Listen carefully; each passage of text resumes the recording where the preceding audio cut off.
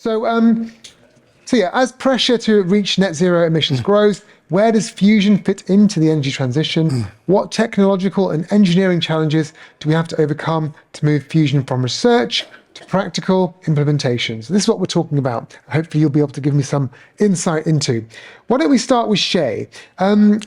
Shay, talk to us about how important it is that the fruits of fusion research from laboratories where it's been stuck for a long time, where does the fruits of that research, why is it important that they spread around the world? We've heard a lot about this already, but maybe just crystallize it for us for this conversation.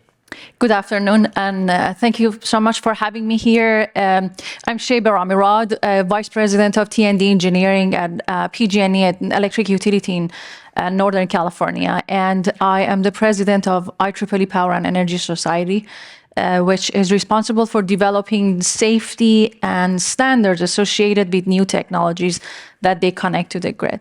Now, going back to your question, with the previous conversation set the stage very well for the technologies that they are needed for decarbonizing the grid. And I've been in electric utility for 2 decades, and we always have been seeing a steady state consumption, and the growth wasn't there. But now with AI and the data centers, it's a great opportunity for different types of technologies, and fusion would be a great one to think through, to co-locate them with data centers and connecting them to the grid. There are a few challenges associated with that you touched on it, and it's the timing that we need to work together and collaborate to take the technology from the laboratory, go through the standards and socializations and safety aspect of it, and make sure that it gets to the market in a timely fashion. Yeah. Stuart, talk to me about your company, what your company does, but also what you see the demand curve in the next few decades looking like for energy and perhaps for fusion as well. Yeah, thanks, Alok. So Stuart Codling, I'm the Group Director at Amentum, responsible for fusion. Amentum is a relatively new organisation, formed about 5 years ago, through a number of acquisitions and most recently a large merger. Here at Amentum, we deliver fusion programmes and projects. We have done since the late 1980s on JET. We've delivered a large portion of the systems and construction for the National Ignition Facility. We've been involved in ITER since day one, still involved today on a number of projects and programmes there. And now we're supporting private fusion and the UKAEA and working on things like STEP. So I work on a number of different projects and programmes really in fusion. What was the question again? It was about what the demand curve looked like. The demand curve? Yes. Okay, so $10 billion of investment today has been put into fusion the last 5 to 10 years. So right now, there's a demand right now before we even get into future curve. And we really need to make sure we're delivering on that investment today. We need the right commercial construct, the right delivery mechanisms to enable best for programme delivery on what we've got today. The curve's only going to grow as we see these programmes move from the science phase into engineering and construction. The curve's going to grow. The capability set's going to change, and we need to transition with that capability set, as I say, from science and research to engineering, construction, machining and fabrication. Yeah. Ryan, you work for a fusion company in Oxfordshire. Just tell me a bit about First Light, and also when do you think fusion energy will be appearing on the grid? Not necessarily your fusion energy, but or if you're confident about that, answer, tell me that. But just what do you think the sort of prognosis is? Hi, so my name's Ryan Ramsey. I'm Chief Operating Officer at First Light Fusion. It's a real privilege to serve the team to make sure that we achieve what we see as powering a world worth inheriting. So it's looking a lot further ahead, thinking about our children, our children's children. We are an inertial fusion energy company. We have some spectacular technology that helps the journey go faster effectively. And it's working with other fusion companies to make sure that we're able to deliver that. what do we see as the challenges? So there are a variety of challenges, and you just talked about the 2030s, but in our view, I'd say there are three things. The first one is regulation and policy. Have we the right policies to make this happen? The second one is not so much about fusion, but it's actually about the infrastructure to be able to support fusion power plants as they come on the grid. Is that in place, and can it be there quickly enough? And then probably the third one is people. Do we have the right people at the right time, and are we thinking far enough ahead to make sure we've got all those skills in place so that the people can operate those plants? Yeah, but to my question, when do you think in the next decades we're realistically going to start to see power plants, even small ones or experimental ones, feeding electricity to the grid? So I think you'll see in the early 2030s, you'll see pilot power plants, the first ones of those. I mean, Commonwealth Fusion are quite close to doing that then. And as more fusion companies use AI, they will get quicker and quicker at designing these. I don't think we see commercial power plants until 2040s to 2050s. And the reality is, in any new endeavour, there's going to be challenges that they experience, and therefore they have to overcome those before they can deliver at scale. So I think by the 2050s, you're looking, or 2050, should I say, you're looking at lots of commercial power plants worldwide, and then that begins to scale up to meet the requirement. Sehila, can I come to you? Energy use is going to keep growing in the coming decades. There seems to be no slowdown in any of this. We've heard about when some of these new technologies might come along, and from Bjorn's talk as well, all the different sources of why that energy is increasing as well. From your point of view at the Clean Air Task Force, how important is fusion? I mean, can it really be a cornerstone, even in the middle of the century? Okay, thank you, and thanks for having me here in the panel. I'm Sehila Gonzalez, and I'm the Global Director of the Fusion Program and Clean Air Task Force, which is a non-profit devoted to the development of clean technologies for clean energy. So coming back to your question, why and how this fusion can become the cornerstone of in terms of energy. The first thing that we need to understand is the energy demand is growing. It will grow from now until 2050, and it will go beyond.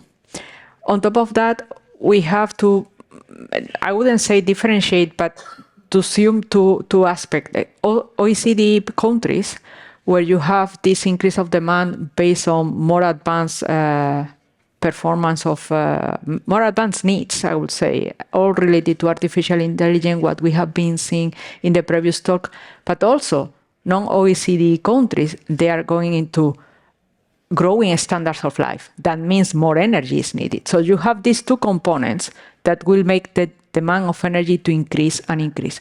On the other hand, in parallel, we want to decrease the fossil fuel.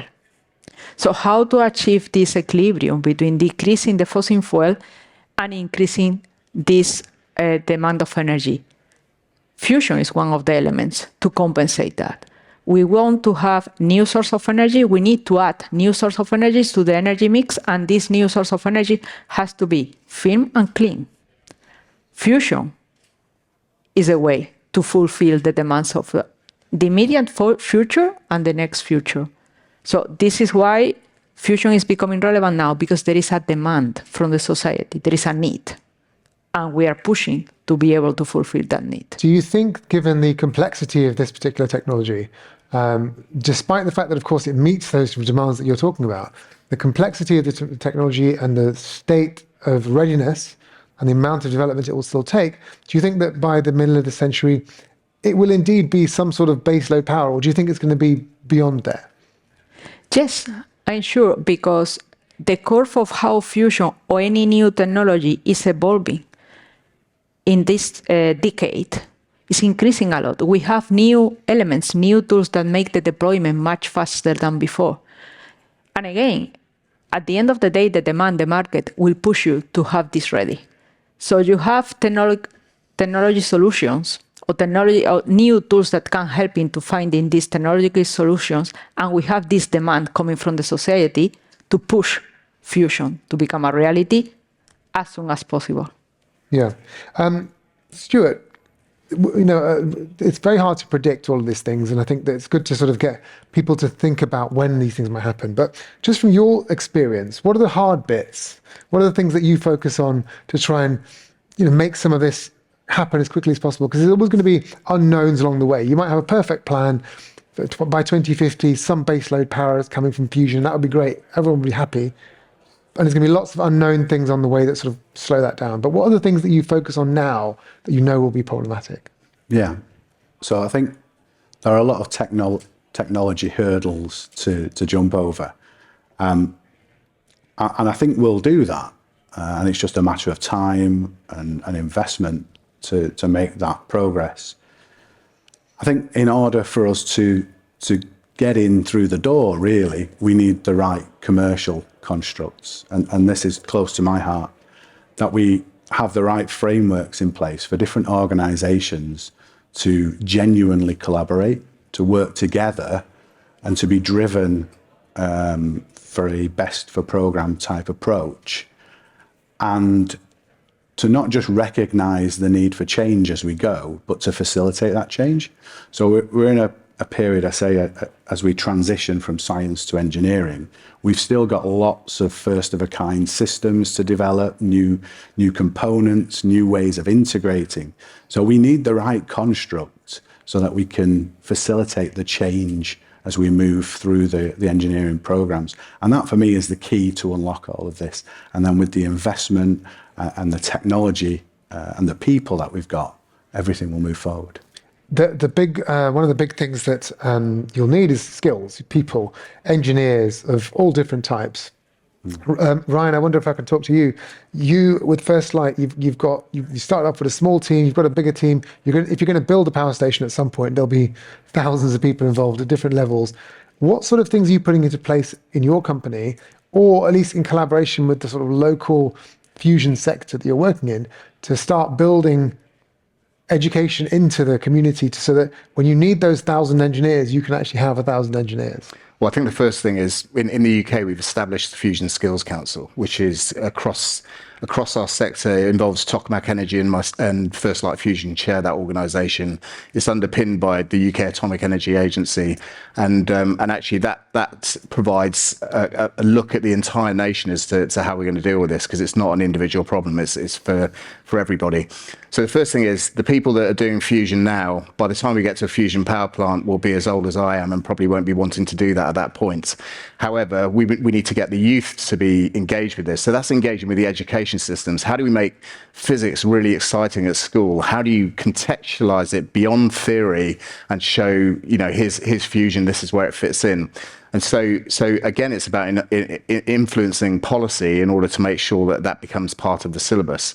And then it's about engagement. I mean, in the Oxford area, it's quite easy to engage with fusion companies and come and see what we do. But the rest of the nation, you can't do that. And so we need to expand it so it's exciting to all. And then, as you said, it's not just science and it's not just engineering, actually. It's about operators as well. So there are different skill sets for operating a nuclear power plant than there are for actually designing and constructing it.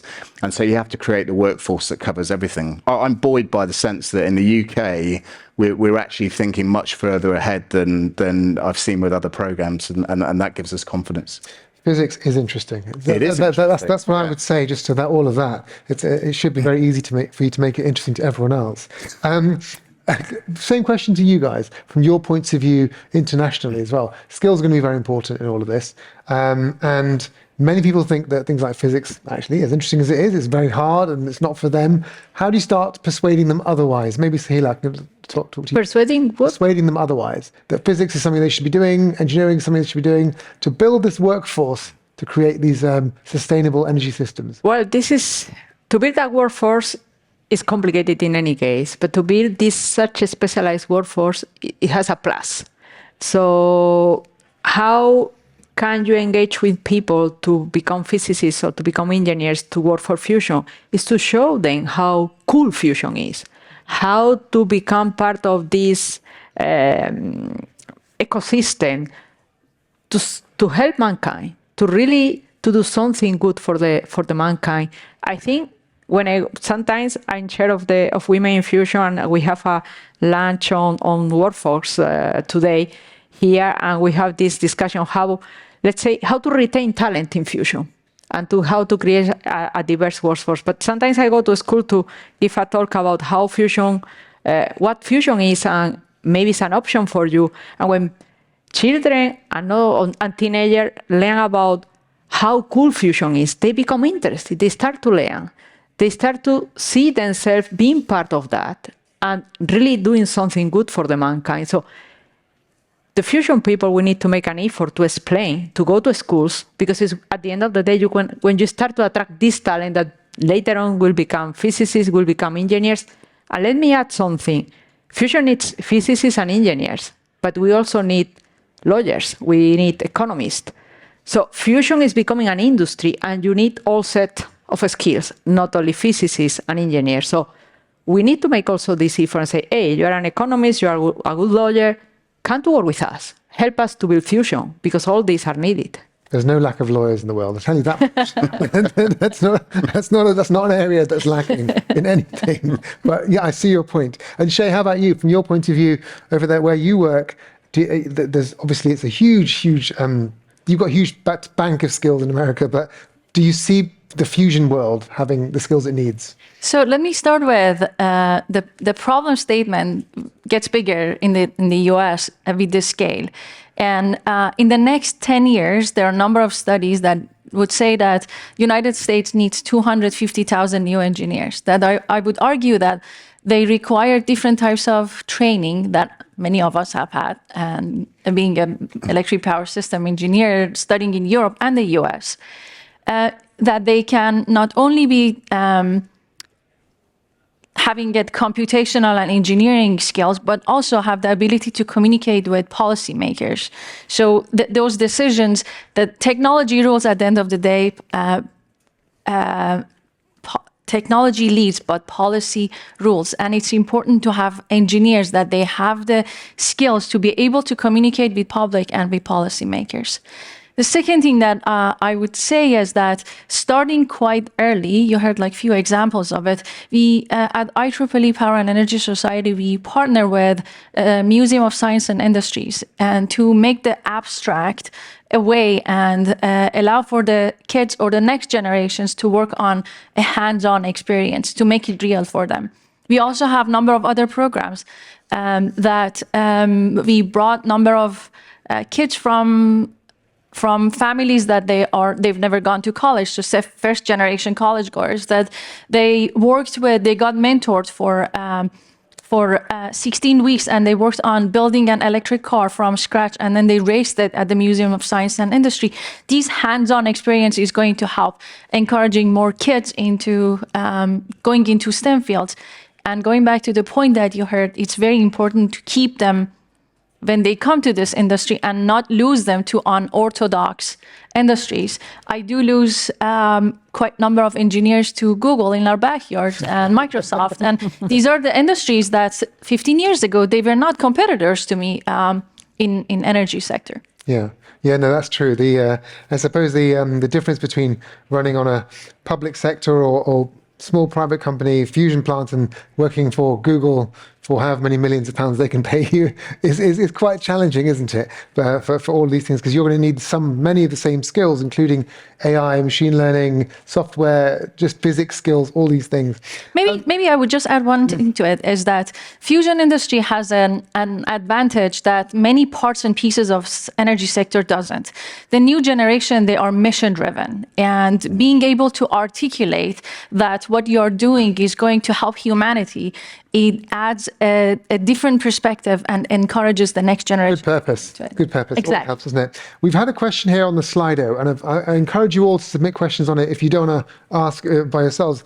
If you go to slido.com and use the hashtag Fusion25, you can send questions through to the panel here on the screen. And I'll come to that in a minute. And of course, if you want to ask questions just in the room as well, you can do that. So be prepared for that. I'm going to ask a few more questions myself, and then I'll come to you. But please do submit some questions on here as well, so the panel can see them and maybe think about them beforehand. We've talked about the engineers you need, you talked about the physicists you need, and the sort of the vision for it. I guess it would be good to just go through each of you and talk to you about what you see as the hurdles, the kind of obstacles in the way of this vision you've articulated.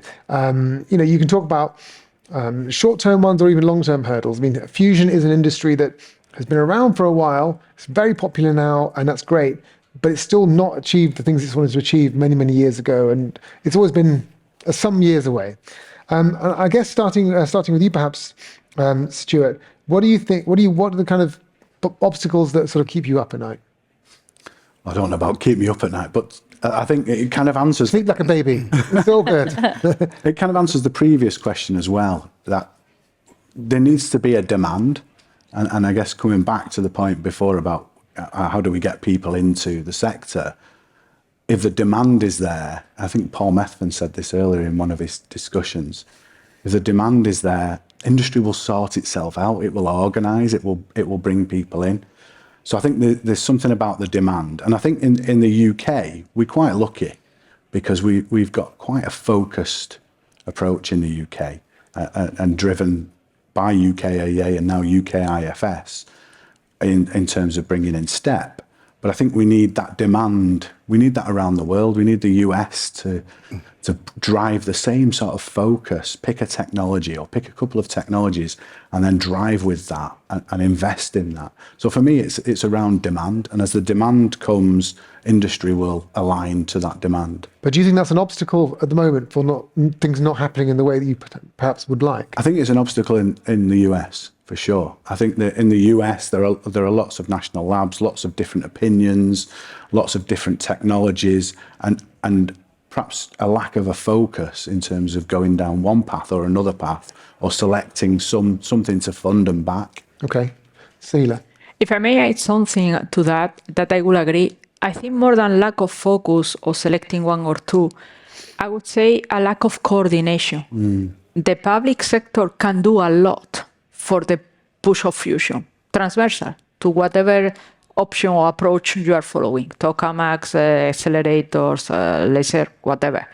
So what you need to understand is what kind of knowledge and testing capabilities, whatever, can the public sector put on the table to push the private sector to succeed and to go faster, and align the needs of the private sector with existing capabilities and future from the public sector.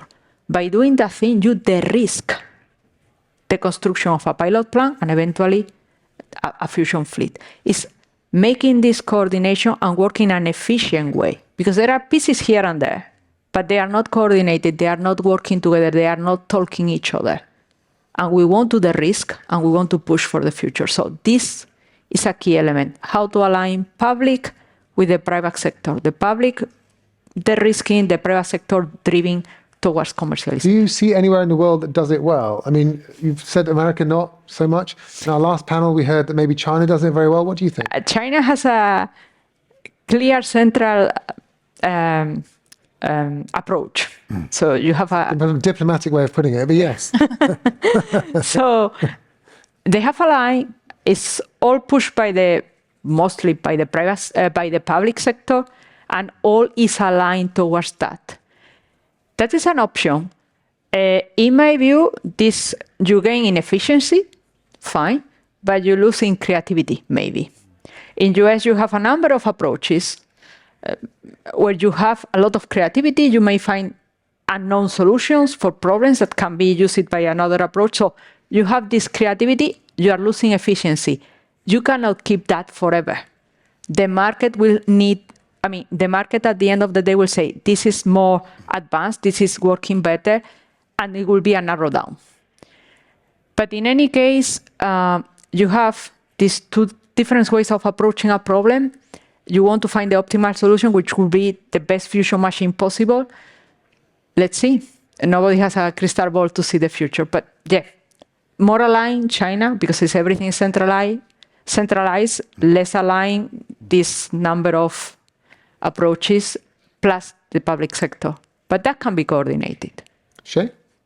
So I want to talk about the challenge not within fusion and the industry and technology, but also the other side of it, that the technology needs to get integrated within a larger infrastructure.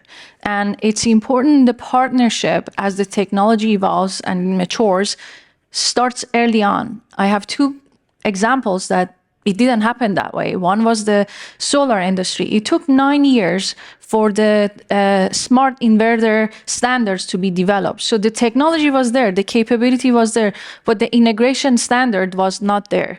The second example is fuel cell. The Japanese fuel cell that made its way to market in the US, it wasn't quite successful. And the reason being was that there are standards that they need to meet in order to be able to integrate to a large scale systems. And it's important to start that early on as these conversations are going. Otherwise, the technology is there and it's going to take a long time to take it to the market in a large scale. Okay, and Ryan. So I think the key bit for me is about investment. I heard a line last night when they said they're putting in just enough money for the company to fail. And actually, using your US example, I sort of disagree with you. I think the US have been really pragmatic from a government view and how much money they've put into a variety of different fusion types. And they're not backing one winner, because if that one doesn't succeed, then actually you're left with nothing, right? So they are putting loads of money in, and governments will have to do that to enable the technology to develop to the right technology readiness level before it can be deployed. So yeah, for me, making sure that government are able to do that investment properly and supported by private investment too will make it work. Okay, there's a couple of questions on the Slido, and feel free to add more. Has anyone got any questions in the room they'd like to put their hands up for? If not, let's go to one of the questions here then. Steve asks, what are the panel members' opinions on how to get fusion energy into the curriculum in schools? So we've talked about the need for all these engineers and everything, but practically, what do you think needs to happen to get this on the curriculum? Maybe, Stuart. Well, it is in schools. So my 14-year-old son was talking to me last week about he's learning about fission and fusion, and he said to me, "Don't you do something about that?" so it's in schools. I think for me, it's a slightly different take on the question, and we discussed it a little bit in the diversity panel earlier. And it's how do you maximise the number of people who are interested in fusion as you move through the education process. And I used to be a teacher, so I saw it firsthand, where children would come in year 7, 11 years old, and had already lost half the class, almost. So the girls in the class had already switched off. They'd already gone at age 11. So for me, we need to start earlier. How do we keep the whole class enthused and focused on fusion as they go through the education process? I wonder if anyone else got any quick thoughts on that one. I would say that strategic partnership with industry associations. There are professors and from academia. That's a great place to create partnership between industry and academia. Okay. If I may add something, I think visiting labs, research centers where they can see with their own eyes and they can engage and say, I want to be part of that. That helps a lot. Great. I love the idea of a primary school going to a fusion laboratory. That would be fantastic. So it sort of happens already. So Yeah. the outreach programs allow that to happen. I think we're missing sort of, Elon Musk can be divisive, but in the fusion sector, you need this role model that just stands out. Bill Gates for all those type of things. And we don't have that yet within the sector, because I think if people could see, if children could see that far ahead as a real positive, they'd see something to aim for. Yeah, that makes a lot of sense. There's one more question. We've got 20 seconds. How do you see the deployment of fusion reactors in countries which have never even had a nuclear regulatory framework? Which one of you would like to? I would like to answer. Please. They need to start to work now. They need to It's do the it. only That's the way. answer. That is the answer. You need to create a regulatory framework. Very good answer. And you need to start now. You cannot wait until it's already working. Yeah. It takes time. You can do it. You just need to get on with it, basically. All right. Well, look, the numbers are flashing 0 and red to me right now, which means at the end of our session. But thank you all very much. Can I have a round of applause to the panel? And